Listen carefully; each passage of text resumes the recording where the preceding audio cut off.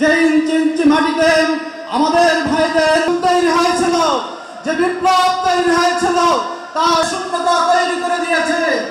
ইসলামী ছাত্র শিবির জুলুম এবং নির্যাতনের স্টিম লোড়া দিয়ে অসংখ্য ঘটনা সংঘটিত করেছে, কিন্তু আমাদের কোন নেতৃবৃন্দ, ছাত্র শিবিরের কোন জনশক্তি এদেশ থেকে পালিয়ে যায় না। কে পালিয়েছে? শেখ হাসিনা। কাজেই যারা নিজেদের নেতা কর্মী বাহিনীকে অনিরাপদ রেখে পালাতে পারে, আর যাই হোক, এ জাতি তাদেরকে আর কোনোদিন গ্রহণ করবে না ইনশাআল্লাহ।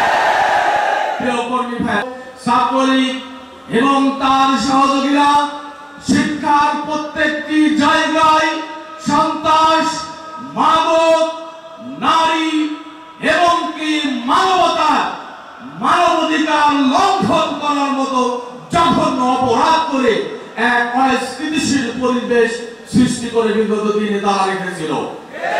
হাসিনা এবং তার দূষররা এর চাইতে যদি কোনো ভয়ঙ্কর রূপ নিয়ে আসে, ইসলামী ছাত্র শিবিরের জনশক্তিরা সেই হাসিনা এবং তার রিজিমের বিরুদ্ধে আরো বেশি বলিষ্ঠ ভূমিকা রাখবে ময়দানে।